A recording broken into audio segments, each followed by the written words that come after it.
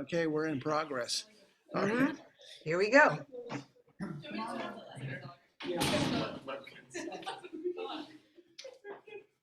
Okay, we're on. We're recording. It's all going on. There we go. Recording. Perfect. Okay. Hi, Laura. Hi, Ron. Okay, class. This is Laura Hartmann. You can see my class back there. Hi. They've had a little bit of a preview. I brought your website up last Tuesday, just a couple of days ago, and I sort of showed your video of teaching and Uh-huh. enlightening students, so they have a little sense of you and what this business is about. We're about a little over halfway through on the course, which is basically this is a music industry section of the music school. And Uh-huh. within that, it's artist management. That's sort of what I'm teaching. And I'm teaching a variety of things within the context of that, the Uh-huh. best I can to help everybody along. But like some of the other interviews, we're going to just let me get a little more comfortable myself. You can see me pretty well, right? It's easy enough. Good. Oh, yeah. Okay, Yep. perfect. So I'm going to start in the beginning because there's always a curiosity about, when you're playing on the playground, or you're in the sandbox, how does someone wind up from the swing set to a career? And sometimes that's an interesting path because it's not just necessarily a straight line. So there you are, your little Laura on the playground. How did you find your way into these steps until you said, I love this industry, I love musicians, I love clubs, I even love contracts. Uh-huh. How did you get there? Um, well, I always, when I'm asked this question, I always preface it by saying, don't try this at home. This is not a path I would really recommend for anyone. And fortunately for you guys, you have classes like this that can teach you about the business. When I was in high school and in college, these kinds of classes didn't really exist. So you couldn't go and learn about it. And I grew up learning or knowing, thinking that you could be a performer or an educator. And so I knew at the age of 14, and I won't really go back to the sandbox, but at 14, some light went on in me, and I decided I was going to be in the music business. And my mission was from that moment on, that's what I was going to do. I didn't then know what it meant. And even after 4 years of college, I still didn't really know what that meant. Um, but that's what I did. I focused on that in high school, and I went to college. And I went to college thinking I was going to be a performer. And of course, growing up in a small town, I was a big fish in a little pond, and my playing ability wasn't what it was to get into what it should be to get into a big conservatory. So I never accomplished that.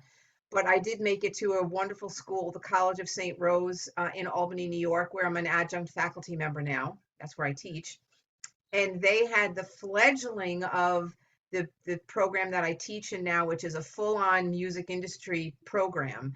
Then it was called studio music, and I learned how to be a recording engineer on analog tape. That was the days before digital, so now I'm dating myself, you all. um, and we learned how to produce. I had to take arranging classes, writing, composing, which was not my bag at all. I really flourished in the producing end of it. And then they also insisted that I get a degree in music education to have something to fall back on, which I guess now I'm pretty grateful that I got that. And I a great 4 years there. I was a vocal major, a flute major, and well, those were my concentrations. And then my degrees, I have two, both in studio music and music education. Not that I'm an overachiever at all.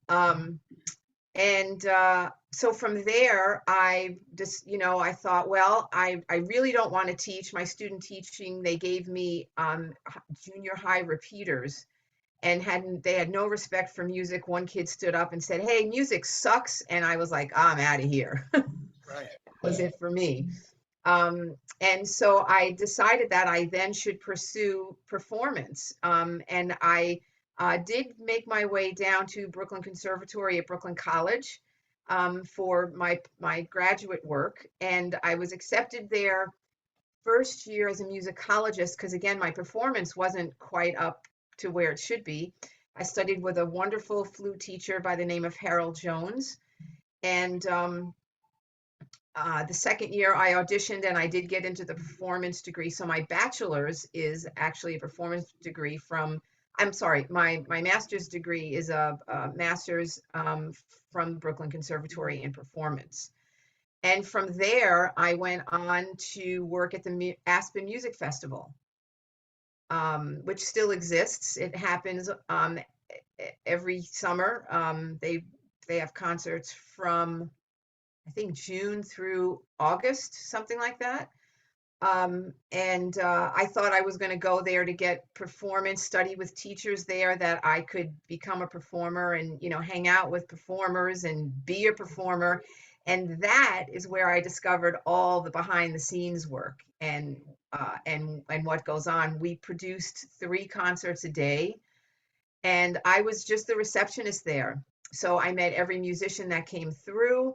I did study a bit while I was there, but I quickly got into the administration of it all and figuring out how concerts happened. And that was my first real contact with jazz. They had a jazz segment to the festival in those days. They no longer. It's just a straight up classical festival at this point. Um, and I met Billy Taylor there, who Dr. Billy Taylor, who was became a mentor to me. So I worked there for 2 years, Well, here, and can we pause for a second because that's a wonderful pause moment. So let's talk a little bit about continue to talk about Aspen, but Billy Taylor is a major figure. This is not a yeah, small figure here. And as we both know, sort of every 5 years, there's sort of a changing of the guard practically, and certainly within a decade.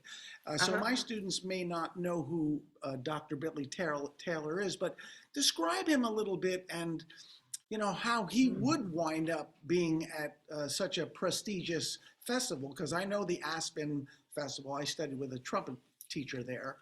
Uh, Who? do you know Jerry Swartz, Gerard Swartz? He Yeah, was of course. he was the principal trumpet player of the New York Philharmonic at the That's time, right. and then he went on to be a conductor.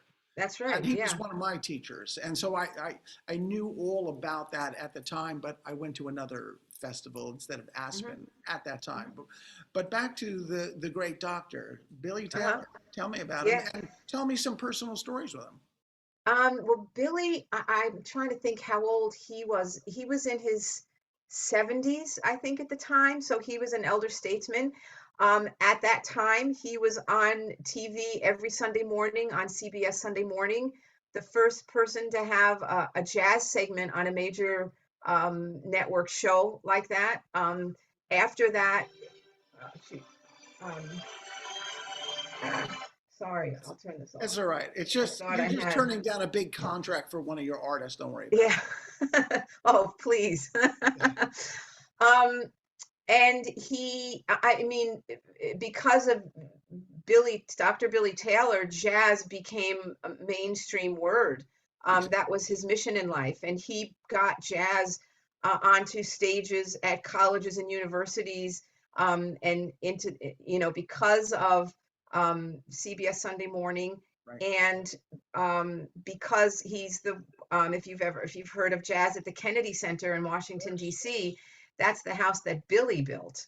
Right. Um, and so that certainly did a lot to increase the profile of what jazz is and does. And he had every jazz artist through that series and at the Kennedy Center. So it is because of him that he used to say that jazz is America's classical music. That was his tagline. And he taught me so much when I mean, I was a classical musician up until I started working with him. And you said you wanted to hear a personal story. Here's one of the very first ones. So I met him in Aspen, and I spent a lot of time with his wife backstage, Teddy, who was just delightful. And he and I hit it off. And that following year, I got a new job. My next step was to get it, because the Aspen Music Festival, when I worked there, we worked in New York, September to May, Aspen, May to September. Really kind of perfect lifestyle. But then they had the bright idea. Robert Harth, who was the new president at the time, um, said that we should have everybody in Aspen full time working from there. And I was like 27, 26.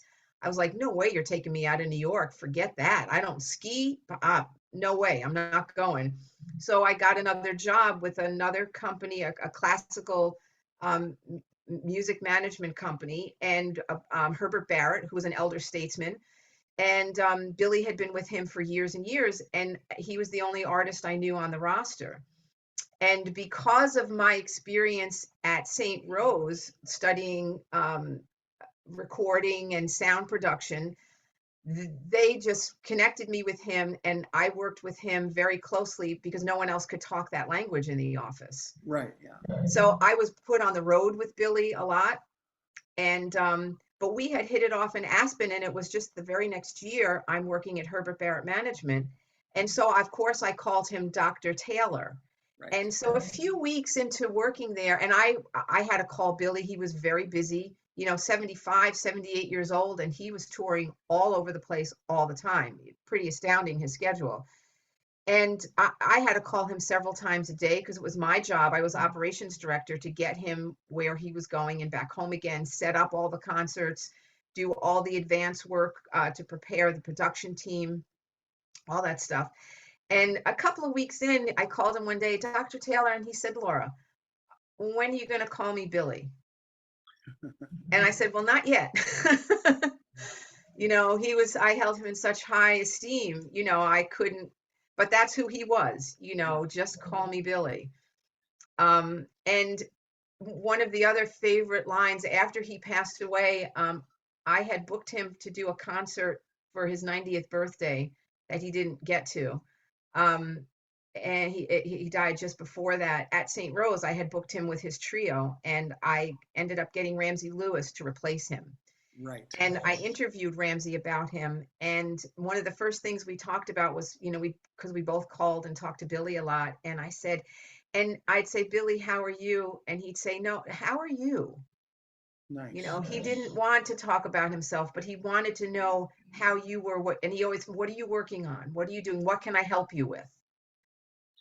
Well, that's That also, was Dr. Billy it's Taylor. also interesting. And again, uh, this young class wouldn't know this, but one of the things I picked up on is what a beautiful segue replacement for Billy Taylor. There's lots of players or bands you could have gotten, but when you Mhm. think about that arc of connection and style and look and poise and sophistication, you, that was a magnificent move on your part.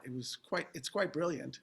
Well, it was easy to come to because, when I worked at the Barrett office, we used to book Billy and Ramsey as a duo. So I traveled with them a lot.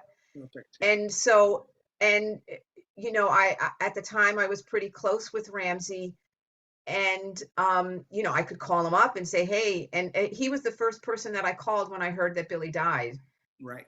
because they were so close and they were a generation apart. Right. And we've just lost Ramsey, sadly. Yeah. But yeah, I mean, and he said, well, it wasn't enough. I didn't have a big enough fee for his band, but I said, well, come and play solo. Yeah. This is about Billy. And he said, well, I don't do that often. I said, I know. And so he called me back. He said, let me have some time to think about it. And he called me back about 10 minutes later. He said, Billy used to always tell me I should play solo. So I'm going to do this for him.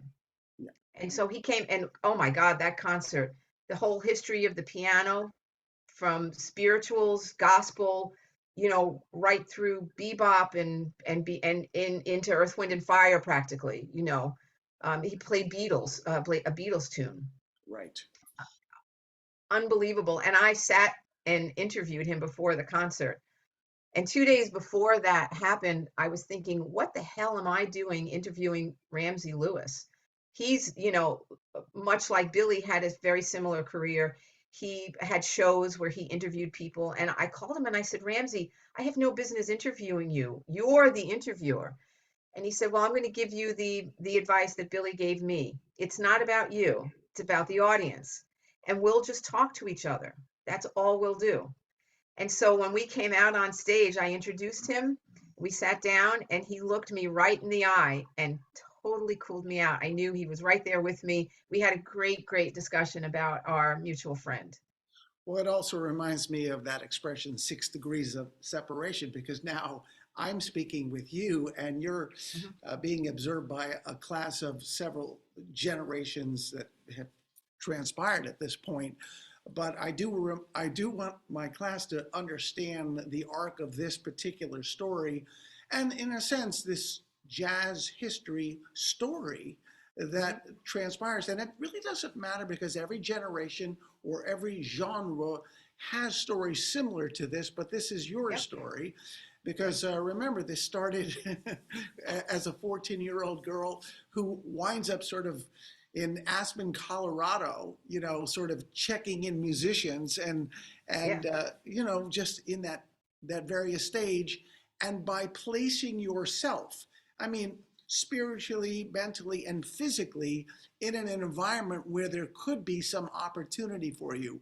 I would Hmm. think at that young age, you weren't even sure what that might produce, but in fact, uh, look what it has done. I mean, just your Hmm. two conversations about these two gentlemen is pretty extraordinary. So there Yeah. you have that going on. What happens after this? Well, I worked at Herbert Barrett Management for about 10 years, almost 10 years. And they developed a jazz roster. And that's where I really, and of course, I had Billy and Ramsey that I toured with a lot. And I had the honor and the great pleasure of traveling with them and then being able to sit in the green room before and after concerts and would hear their stories. So I learned jazz history from living jazz legends, right? And that knew everybody that they were telling stories about. Right.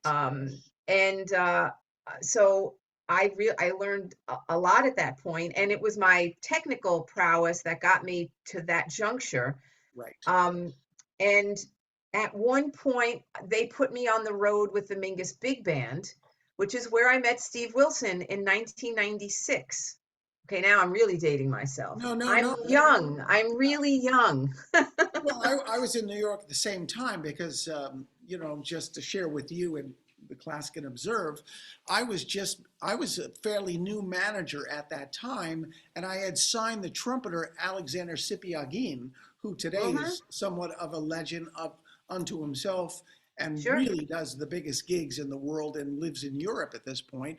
But I walked him into that band, one of those gigs, I guess it was like sort of Lower East Side, East Village kind of spot. I can't Yeah. quite remember. The Fez under time. Exactly. And so I walked in and I would take Alex around like with my arm and say, you got to let this guy sit in because I Hmm. knew because he was a participant and he didn't win the Thelonious Monk International competition, but Ryan Kaiser, who sits Mm. next to Wynton Marsalis, won Right. that competition. And I got Alex into that band, the Mingus band. Yeah. And Ryan was They're in all that younger. band on some of the tours that I was with. But that was what changed my life and got me into jazz, which I still didn't really know a lot of the people. I knew the members of the Mingus Big Band at that point. Yeah. Um, oh no, I had worked with the Jazz Messengers. The Barrett office booked a project, produced a project called the Jazz Messengers. That was Benny Golson, Terrence Blanchard, Lewis Nash, Peter Washington, Jeffrey Keezer, and Curtis Fuller. And, And I traveled with them. They sent me out on the road because Laura can do it. That was their famous line. Well, Laura can do it. And right. then they sent me out to road manage the Mingus Big Band. I had never road managed a band and a No. big band, a big dysfunctional, I mean, it was. unbelievable what they dumped me into, but I never turned down an opportunity. Right. There's lesson number one for the students. If Yes. not opportunity knocks, open that door. You may not like it, but that's a good thing to find out. You don't want to say you missed an opportunity and regret not having tried it out.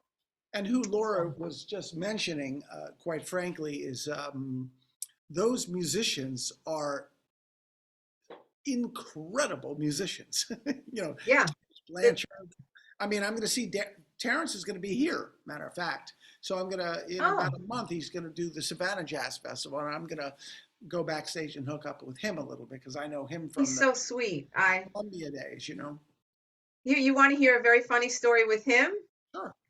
So I was road managing that band, and we were in Bluebell, Pennsylvania. And Mr. Barrett, my boss at the time, he was in his, I think, early 80s. Hmm. And so he was the father figure. And he said, "Now I want you to take everybody out." And Benny Golson was fairly advanced at that point, Hmm. and he's still fairly advanced, or more than advanced Hmm. at this point. And he said, "Make sure to take them all out for a drink, treat them well, And so I did. We went to Bluebell, Pennsylvania. Nothing is open late. We went back to the Holiday Inn. We had drinks at the bar, and the bar closed up at something, I don't know, midnight. Yeah. And Benny and his wife, Bobby, they round everybody up. Okay, everybody has to go to bed now, like the mom and dad of the group, right? Yeah. So we all pile into the elevator, and I hear somebody whisper in my ear, "Do you want to go out?" And I just shook my head, "Yeah, sure." Yeah. So I don't know who it was. Still to this day, I don't know who that was. So I get to my room. I had to escort Curtis to his room and to make sure he got in okay. Went back to my room, and 5 minutes later, I hear a knock at my door, and there's Lewis Nash, Peter Washington, and Terrence Blanchard. Yeah. And they said, we need some more drinks. So And today they are the royalty.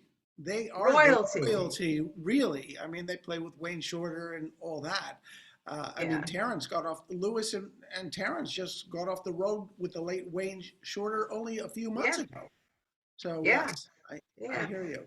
Uh, So we were in Pennsylvania. I didn't know anything. So I got the phone book out, and I'm looking through for liquor stores or something, somewhere. I called these, where they have package stores there where you can buy alcohol in stores. So I called one, found one open, and they said, "Yeah, we're not too far from you, and we'll wait for you." yeah, I said, "I was here with some musicians, and, we really want something to drink and some snacks. Come on over." So now we don't have a car because we're traveling on a bus. right. So we go down to the lobby, and there's a limo that pulls in, and they were dropping off somebody at the hotel. So I go to the limo driver and I said, "Listen, we've got this package store. Here's the address, and they're waiting for us. We just want to get some snacks and so that we can hang out." And he said, "Well, who are you guys?" And I explained he was a jazz fan. Oh, wow. So he said, "Get them in the car. I'll take you there." He didn't even charge us. Right, Took us to the package store. I sat in the car and waited. The guy said, "Listen, we'll get everything." Terrence comes out with these two big bags of groceries. Peter and Lewis had these other bags. They got the drinks, and I mean, enough stuff for like 15 people, and it was the four of us. right, And we go back to my room, and Lewis brings these speakers so that we are listening to music now, right? And this was still in my very early jazz days. I didn't know much about the music. And here I am listening to jazz with these four masters, and they're debating the difference between Brazilian and Latin music. right, right. And I just sat silent and soaked it all in. And it's one of my favorite stories to tell, to have had that experience and to be, and, uh, you know, they knew how much I didn't know about jazz. They didn't care. Right. I was respectful of them, and I took good care of them when they were on the road. I made sure they had their meals. They had a hot meal at the venue. Hmm. I took care of their needs. They had the instruments that they needed, the back line. I was still am very particular about that. Brilliant. So, Yeah, they taught me, and they were fine with that. absolutely. Well, I mean, you really did get taught from the best, and they would be playing, even at that early stage, because I mean, Terrence was already had as a young, almost a boy, he was playing Carnegie Hall. You know, Yeah, I've saw some clips of him, young and thin, and yeah. very Terrence. Okay, so let's move a little forward into kind of in part where you are today and how you made a decision to leave an established yes an established Got that. management company to start your own company. Um, that was a confluence of a few things. In 1996, as I said, I met Steve Wilson. He actually got sick on that Mingus Big Band tour and ended up in the hospital 2 different nights. Wow. And that's what really opened my mind and blew my mind about the jazz world. The band was, you take care, they just said, you take care of our guy, go to the hospital with him, we'll take care of the performance. Don't worry. They found a substitute, and both events happened at Soundcheck. One Wow. was in Boulder, one was in Tacoma. Right. Wow. Not Tacoma, Seattle. Seattle, one of those. Anyway, um, and they went on, found someone to sit in the alto chair. Um, had apparently, they told me they had standing ovations. They were very proud to report to me that the concert went well. They had a standing ovation, and then they came to the hospital to wait for us to see that their guy was okay. Right. And that whole family attitude blew my mind, Yeah. as to how they cared for each other. That community sense just really did something. Sadie, stop. Did something for me, and Steve needed a manager, and that's how I started managing. So by February of 97, I was managing him on a part-time basis while I still worked for Herbert Barrett Management. Mhm. And then that year he was asked to work with Chick Corea. That was Right. when Origin started. He Right. was also currently working with Dave Holland and his quintet. So he was a busy guy, and he was working with Mulgrew Miller, Buster Williams, Maria Schneider, blah, blah, blah, blah, blah. Right. Which is why he got sick, because he was taking care of all of this himself. And it really, again, blew my mind how much he did, how many different books of music this guy could play in a given week. Right.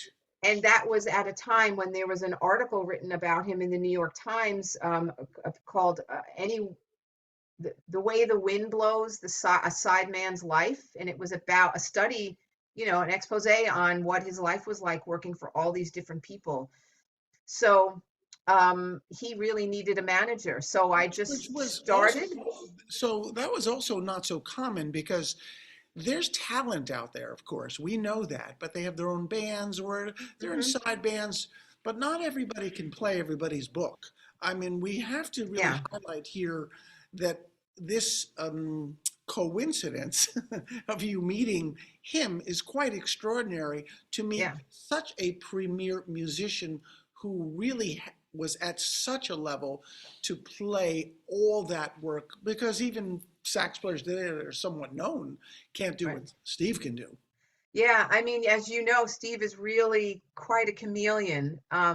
He he's really the greatest sideman, I think, and I'm probably prejudiced, but I think that is somewhat true, because he's fits in every situation that he gets into.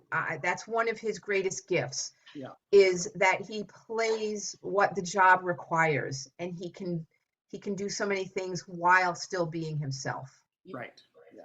That's truly one of his greatest gifts. So then here you are. I mean, because we're going to do some topics later in this semester, a little bit about contracts, but here you are. He has never had really a manager per se, like a person like yourself, and you're not really yet quite in the I have a stable of my own thing. How Not did even, not at all. Right. So how did you find your way into the agreement, the money, like how it's going to work, who's going to do what?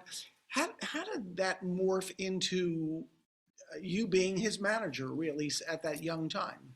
Again, I'm going to say don't try this at home, but we'd never had an agreement other than a written agreement as to what I would charge for what events, and what if he was a sideman or things that I booked. um that's the only agreement we have in place. But what we did was he just paid me a monthly fee because neither one of us knew how it was going to work at the time. Yeah. And then uh, uh, as well, then when I did it, I worked with him on a part-time basis from 97 to February 1 of 97 to February 13 of 98, when I quit my job at Herbert Barrett Management because we got the opportunity to record for Chick Corea's label Stretch Records. Right.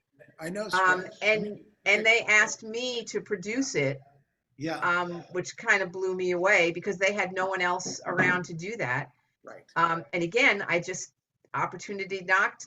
I did it. That was something I was somewhat prepared for, but not on that level. I mean, my God, produce a record for Chick Corea, what was I Yeah. thinking?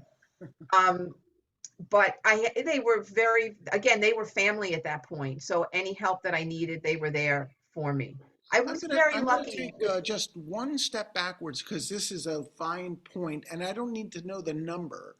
But how did you both, with not really understanding the market of pay for managers and artists, how did you sort of both morph into knowing what the monthly fee would be or the a la carte style in which you did that? I mean, because we all make this shit up, right? Right. In a way. So, how did that kind of morph into that at that time? I think we just took a stab in the dark because neither one of us had any experience and didn't know what to do. And I mean, it was a long time ago. And I was also working a very heavy full-time job. So we kind of thought about how much time I could spend on it. Um, and I think it was $500 a month at the time, if I'm Right. remembering correctly. I don't Okay. know. Yeah. But then it got to be a point where it was getting heavier and I was bringing in, working with a lot of money. Yeah. Um, and certainly I think it was though at the time when I quit Herbert Barrett Management and I started doing this full time, I had to go on a commission basis. Right. I had to get, more money. Right. But then I was also spending more time on it. Of course. Yeah. That's And the thing, I saved all that money for that year. And when I quit Herbert Barrett Management, I said, I've got enough to out and out pay my expenses for 6 months. right. And sure enough, that's what it was. And I've just been on my own ever since. And as you know, there have been better times and very bad times. And I'm still here to talk about You're it. still standing. Um, Yeah. well, maybe even related, so I don't forget this question, because I do want to ask the question. Okay, so you're in this modern life, and there's Steve Wilson, and you were working with Mike Stern. And Mhm. how did you understand what the market value was for certain gigs? Let's say, because, these guys play the Blue Note, or because in a way, because I book bands in those same places and the same Mhm. level. So how did you know what to ask for let's say an artist or a band in the various departments, whether it's a record company or it's a club date or it's a single date in another band?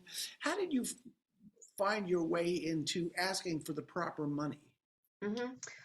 Um, I guess getting a lot under my belt, and a lot of times, well, you ask other managers or artists. First, when I started out, I Yeah. did that. I have good colleagues, mentors. And if I really felt out of my depth, I would just call a colleague and say, here's what this is. What do you think? And you have to really have a really clear understanding of where your artist is in the marketplace Right. and be very tapped into that, because what Steve Wilson can command at Birdland is different than what John Pizzarelli, let's say, can command at Birdland. There's a difference. Yes. So you have to be aware of that, as much as it may pain you to be aware of that. Um, and ask. Um, but then, like, we just upped Steve's per track rate for recordings. You know, he gets asked to guest a lot, and he's very generous, Steve. And it's always been a very reasonable rate. And I'm like, you know what? It's just time. You deserve to make more money. So we increased it a bit. And you know, the first time out, we got it.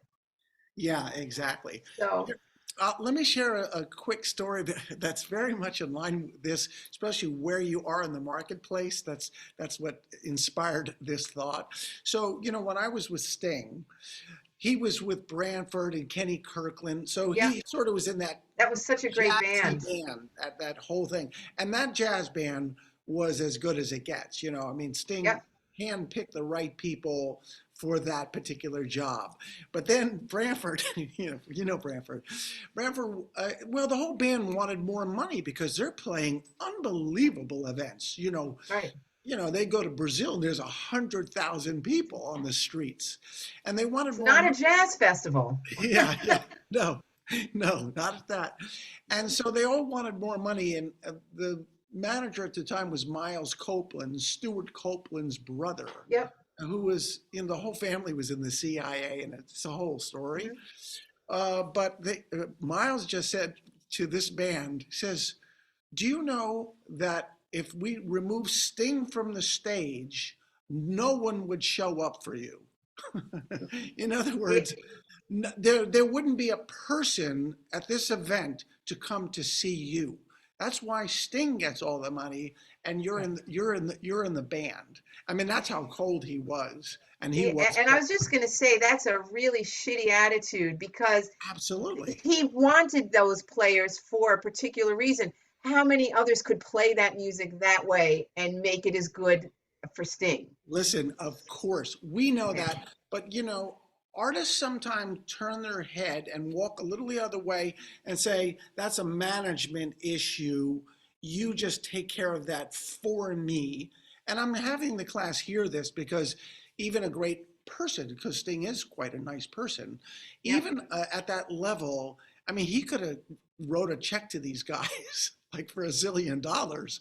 Yeah. Sting is so rich. But that just sort of, again, that placement Hmm. of like, you have to know where your artist is if you're going to negotiate in the zone of money. That's Right. that's the whole point. Yeah, the things you have to be aware of is where your artist is in the marketplace, the size of the venue. Certainly, 100-seat club is not going to be able to pay you as much as a 1,000-seat auditorium. Right. So you have to be aware of how many seats. You don't want to quote a $20,000 fee for a 100-seat club. It's just not going to have that kind of income. Right. Unless you're the Blue Note where they charge, $80 for a ticket, but those are only certain artists are going to be able to get people to buy tickets at that price. So That's right. you've got to be really aware of it while you're still trying to get the most for your client and be respectful to their talents. But so those are all the things um, that uh, that I consider. Steve is doing a concert at Ravinia um, in September, and it's with Billy Childs and Rufus Reed, and they're the three co-directors of the Steens Institute of Music at Ravinia, Right. and they and the concert's going to also include Kurt Elling and Sarah Caswell, and I'm forgetting the drummer's name. I'm sorry, but uh, they came to us. Well, what kind of a fee should we ask? And we were thinking, okay, so my questions to them, because we didn't really know, and I talked with Billy's agent. We conferred, and what we reasoned out was this is a concert on the Ravinia regular season. Hmm. Okay. They're the music directors, so they're gonna have to put the music together, run the rehearsals, and take the lead with it. No. And so Ravinia would be paying probably at least 15 to 20 grand for an artist. on that concert. And so we asked for a very high fee, and Yeah. we got $1,000 less than we asked for. So we were very successful. Yeah, I do. I've always found, and I think it's just, you have to have a certain amount of courage when negotiating, because negotiating is partly what we're talking about. And that's kind of what I Yep. want my class to hear. But why not ask for the most amount of money you think you could possibly get? Because Yeah. if it's done with professionals, there's the moment of negotiation. At least you didn't lowball yourself, and you can drop a little bit. To drop $1,000 on the numbers you're talking about is nothing. You know, Yeah. you still wind up actually I mean, I tell this to, I mean, musicians know this. I mean, I'm an old musician, right? I'll never, I mean, most musicians, when you think about what their college costs, what their transportation costs, their food, all those things, in a lifetime of music, they're not actually going to actually come out making a profit in No, a way. They're going to have it's an true. amazing life, but they're not. Unless you're a Terrence Blanchard, Chick Corea, Herbie Hancock, Wayne Right. Shorter. That's And right. those days, how many of those do we have coming up Right. that are of that level of Chick, Herbie, and are being treated in the business part of things Exactly. at that level, Because I right? mean, they're the movie stars of that Hmm. time, and it is again where you know, it's about, ultimately it's about how many people come to see you. Yeah. How many And people? here's a word that I want your class to hear too is relationships, because this business is all about relationships. And that's whatever you do, your main goal is to build bridges and to build relationships, because without them, you can't do anything. And it does make that negotiating much easier. And my favorite story about this is several years ago, Steve, we had a 50th birthday celebration at Jazz Standard and it was a 6 night run, and we did six different bands over the 6 nights. We had 21 artists come in, and um, I put together a budget for that, and we had Jeff Tane Watts, um, I think it was Ingrid or Jeremy Pelt, um, Jeff Keezer, uh, oh my God, it was just Mulgrew Miller. Um, we had one night we did Bird with Strings, so we had a 5-piece string section with Lewis Nash, Peter Washington. I can't remember who we had on piano.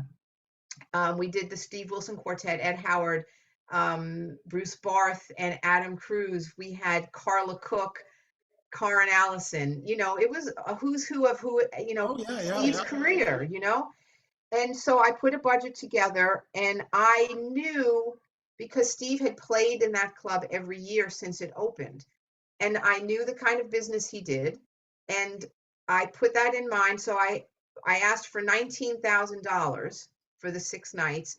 Hmm. That was our top line.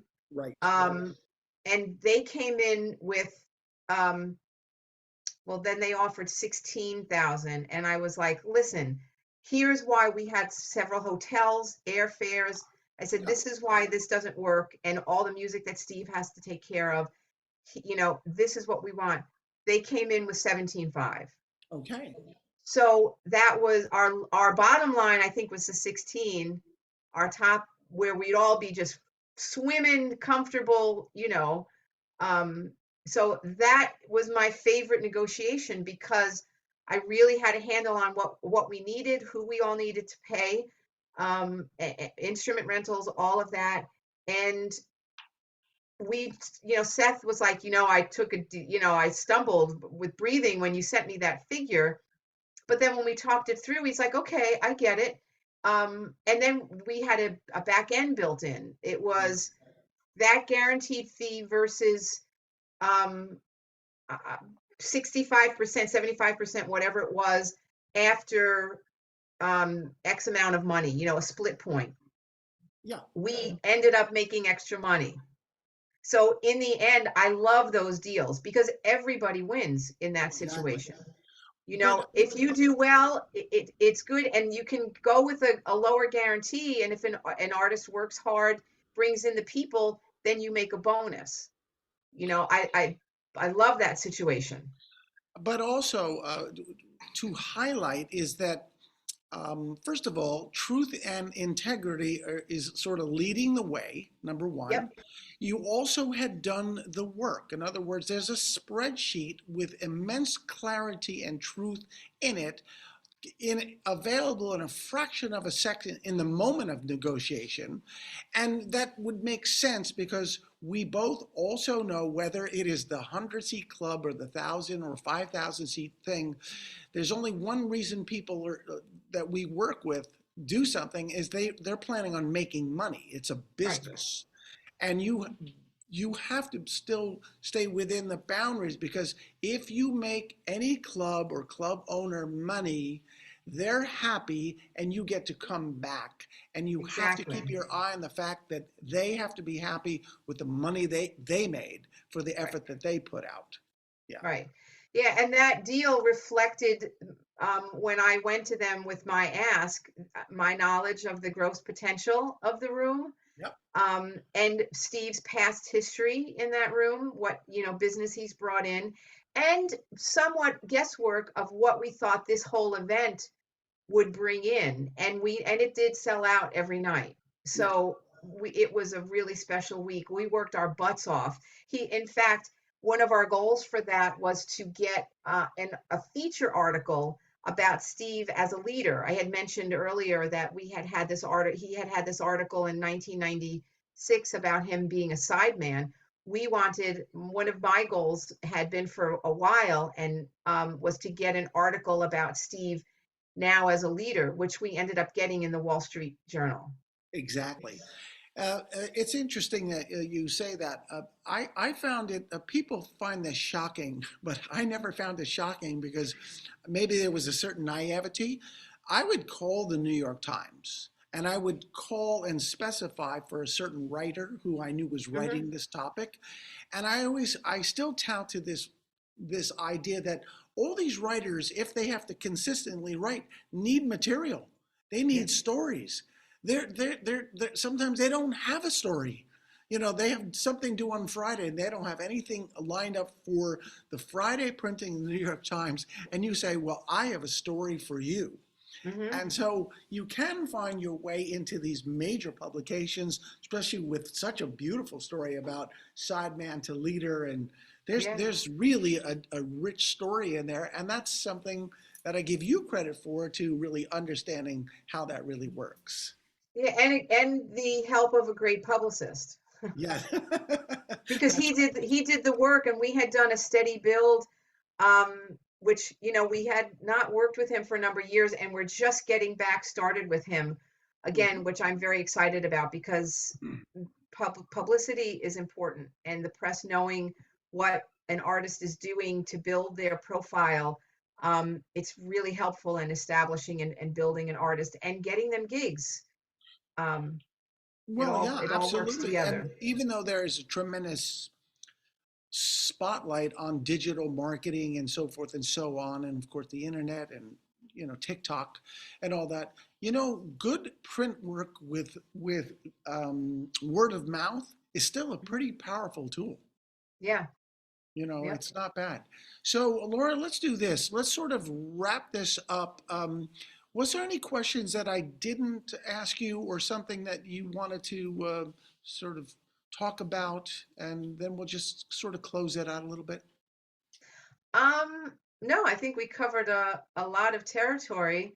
I would wonder if the students have any questions. That was my next. Anybody have any? I mean, a lot of times in these things, first of all, these students are shy in this Uh-huh. regard, and then secondly, there's so much questions answered during the interview that Uh-huh. I've stolen their questions in a way. Uh, Well, I love questions, and I don't, no yeah, question is stupid, so don't be shy. no, Um, I'm gonna. Okay, Chelsea's coming up. You'll see her face. okay. Yeah, just step right in. And I especially love seeing women in these classes too. Hi, Chelsea. Hi. So my question was, how has your approach to managing changed from like when you started at the management company to now? You could even ask that question, how has it changed pre-pandemic to now? Yeah.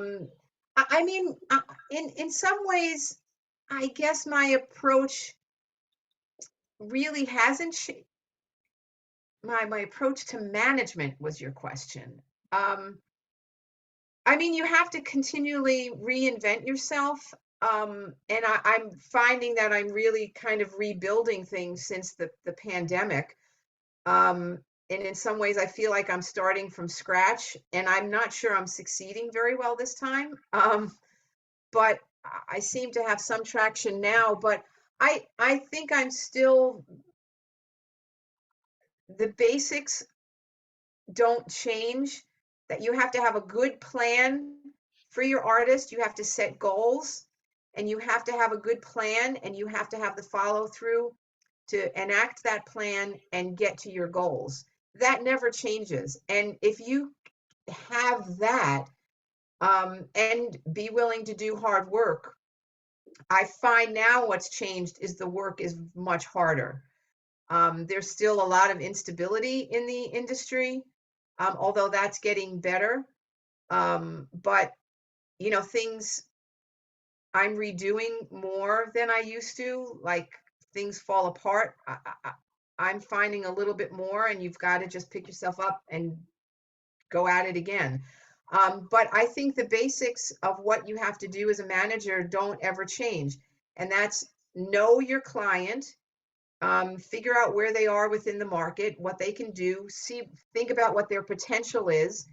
They're here at point A, you want to get to point B, define what that is, set your goals, make your plan how you reach that goal, and go for it. And I would also say, because here, I mean, this most of these kids are like sophomores and that kind of 19 years old and all that. Hmm. I said the first manager you're going to get is you. Yeah. You're going to have to manage yourself. And the principles that you just laid out are the same principles of moving your own career and your life, whether it's in the management direction or the performance direction or the producing direction. It really doesn't matter. Those are the Hmm. same core principles that are used until all of a sudden you're attracting more people and more attention. And like Steve, Hmm. overwhelmed with the playing and the promotion of his own career, there's just Hmm. a there's just a moment. It's really a fraction of a second where there's a fault line and it shifts, and all of a sudden you have Steve as Hmm. a client, and the rest is history. Yeah, and especially if you're artist, Ron, you make a good point because you think about an artist manager is going to earn a percentage of your earnings. So if you have a gig that pays $500 and your manager earns, let's say, 20% of that, that's not a whole lot of money for the time that's being put in to make it happen. So you're going to probably be working for yourself a much longer time. But it doesn't mean you can't get better and move your business forward to make it appealing and profitable for a manager to come in and help you. And managers see potential. That's part of our job, that we see potential. It's not that you're making it now, but I think I can have this artist making X amount of dollars in 1 year, in 2 years, and I'm willing to put in that time. Um, and and that goal thing is so important. There's a saying, and Steve has attributed it to Jackie McLean, but I've heard, and I can't remember who else also said it, but you can't know where you're going until you know where you've been. And that's really especially true in jazz. You have to know the history in order to keep moving it forward. But without that plan, for you to be able to look back on what you've done to see if you've met your goals, you don't know what your success rate is. You have nothing to measure it by. So that's really the importance of planning, coordinating, making a plan, and sticking to it to know where you've gone, so that you can look back and know where you've been. Beautifully said. Any more questions? Then I think it's time for a round of applause for you.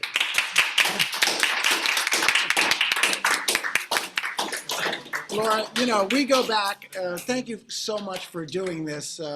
It was stellar and stunning, and you're fantastic. So thank you so much for doing this. It was really fun, and I'm glad to see you all and work hard, and thank you, Ron, for the opportunity. It was really fun. It was great talking with you again. Great. Bye-bye. Yeah. Bye bye. Have a great afternoon.